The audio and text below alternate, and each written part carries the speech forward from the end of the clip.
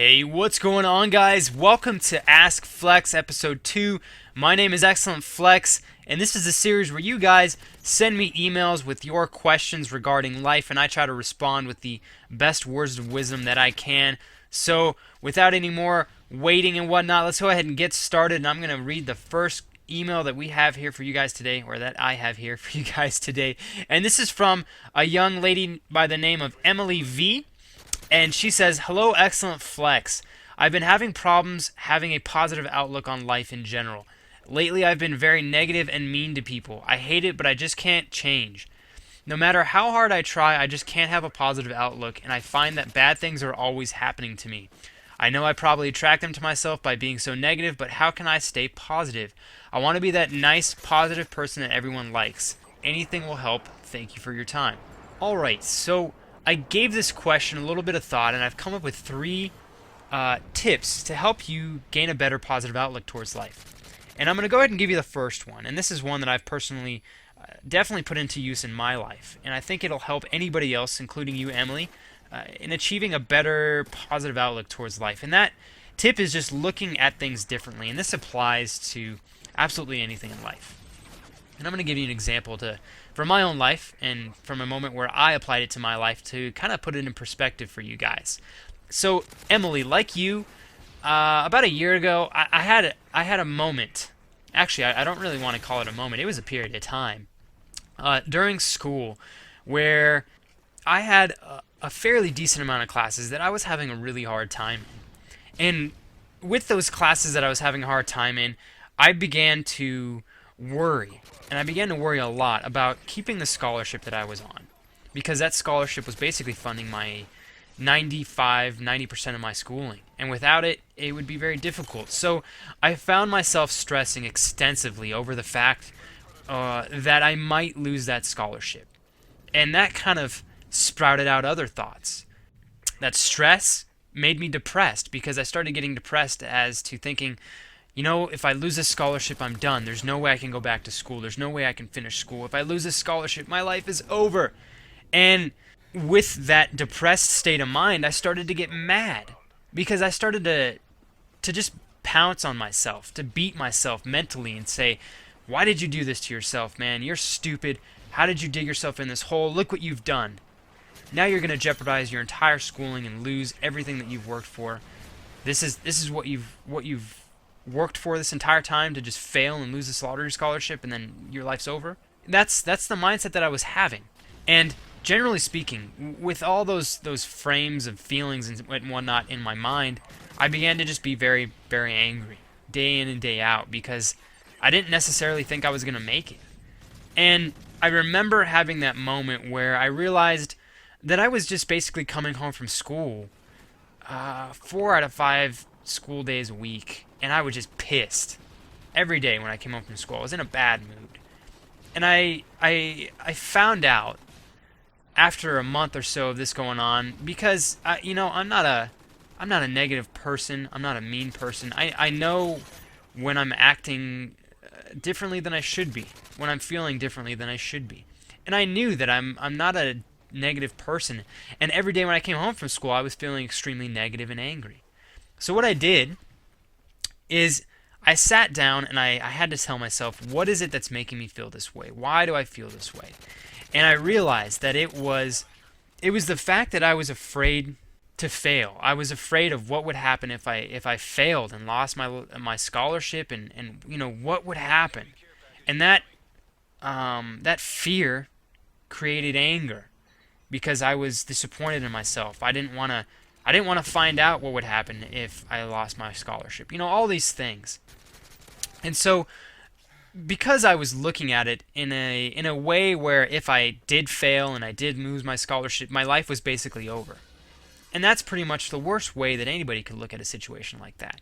And I understood that after I analyzed it. I took a step back and I said, you know what? There's a different way I can look at this. And I didn't do this on my own. My mom is a super awesome mentor, and I actually thank her for a lot of the things that I think I passed down to you guys. And her and I had a lot of talks, and it really took me stepping back and coming to the realization that I needed to change my outlook on this situation. I needed to take a step back and tell myself, you know what? Even if the worst possible outcome happens, and I lose my scholarship, let's say I fail all of my classes. Say that happens. Does that mean that that's the end of the world? Is my life over from that point onward just because I failed my classes and I lost my scholarship? I'll let you guys think about that. Because that's what I told myself. And then I said, no. That is not, first of all, that is not the end of the world. Second of all, that's not the end of my life. So what I needed to do was look at it from a different perspective. I needed to tell myself, you know what? If all this happens, who cares? Obviously, it's not the best thing to fail your classes. It's not the best thing to lose your scholarship. That's not something to be happy about. But what you can do is look at it from a different perspective. You can do whatever you can to get yourself out of this hole, which is what I'm telling myself.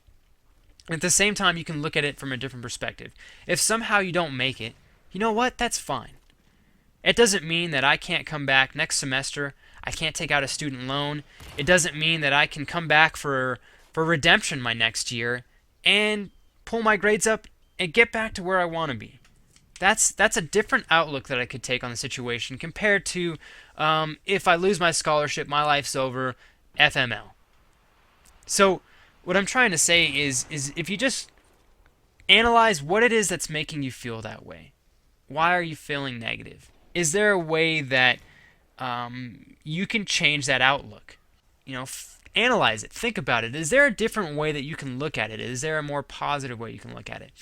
And if you feel yourself just genuinely being negative day in and day out, try to find those little sources to that negativity.